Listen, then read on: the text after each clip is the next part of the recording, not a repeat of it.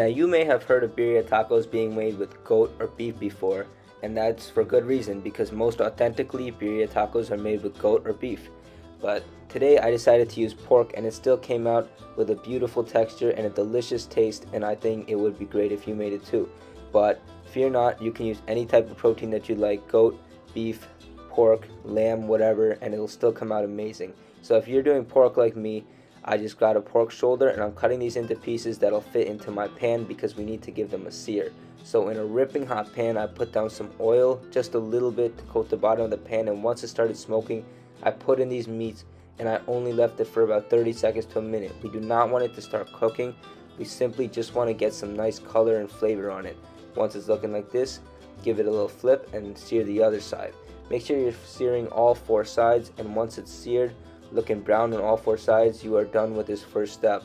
Please do not skip this step, as getting a nice sear and some nice color on the meat is an extremely important part of this.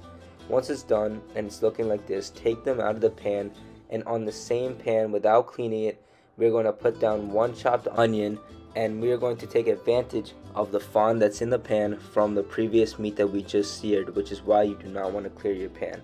Once you put the onions in this hot pan, we're going to give them a mix and we're going to let them cook down for about 4 or 5 minutes until they become like this, nice and glossy brown, caramelized, and with a great flavor. Next thing you want to do is add in 2 tablespoons of tomato paste and then mix that thoroughly. Make sure the tomato paste is well distributed along the onions, and then we're going to let this cook for a few minutes. Once that becomes aromatic, add in a few cloves of chopped garlic and then mix this again.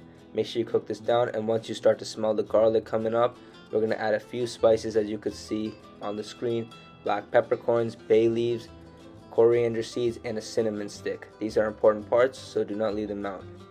Then another important part of this, we're going to add 5 ancho chilies, 5 arbol chilies, 5 guajillo chilies, and something I like to add, not traditional, but 5 chipotle chilies.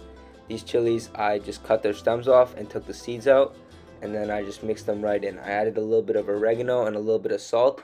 Then I gave this a final mix, and then I put the meat that we just seared right back into this pot. Then I poured in a few cups of chicken stock. You can use any type of stock that you like: beef stock, chicken stock, bone broth. And then I put the lid on and I cooked this for 1 hour. After 1 hour, I took the meat out, and then I had to strain out all the peppers and all the garlic and all the onions, put that into a blender. Once that was in a blender, I took a little bit of the liquid, like 1 to 2 cups, put that in the blender, and I blended this up well. You do not want any chunky parts in the liquid, as this liquid is going to be our consomme later for eating and dipping our tortillas into, so we want all the flavor without any chunks. Once that's blended, add it right back, and then we're going to give this a mix. Add our meat back and cook this for another 1.5 to 2 hours on another simmer until our meat is tender and juicy. Now in that 1.5 to 2 hours while it's cooking, we're going to want to get our cheese ready. So most traditionally we would use Oaxaca cheese, which is a Mexican cheese, kind of like mozzarella cheese, but unlucky for me, my store did not have it today, so I had to go mozzarella cheese. It has a similar texture and it'll still be really good, but it will not be the same. If you can get Oaxaca cheese, get it. But once that's shredded up by hand, we're going to get our meat back. So once the meat's looking like this, so tender that it'll break apart with a spoon, you know it's done. Take it out of your broth and do not discard the liquid. It is an extremely important part. Next, we're going to shred the meat apart with 2 forks and just look at how tender it is. If the meat is not like this, put it back into the broth and cook it for more time. It should break apart super easily and should not put up any resistance. I like to leave it mostly shredded with a few bigger pieces for texture, but that's looking good. Now, in the next part, we're going to cook up these tacos.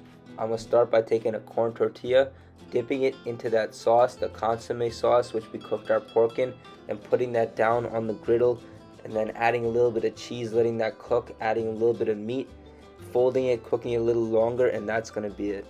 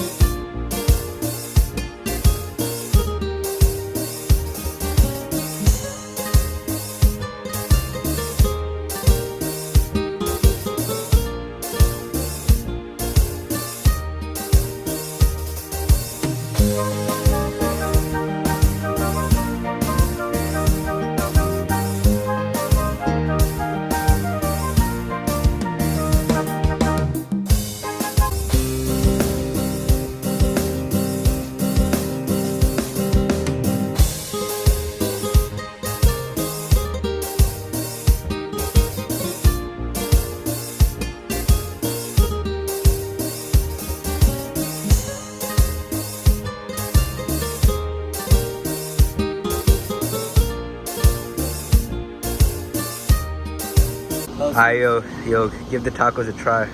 Let me know. Mad good. Dip it in? Yeah.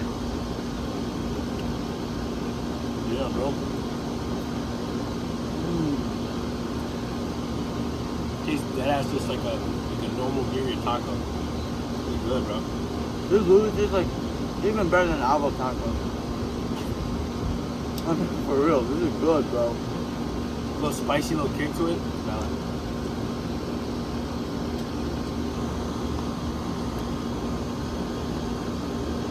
Yo, how's the sauce?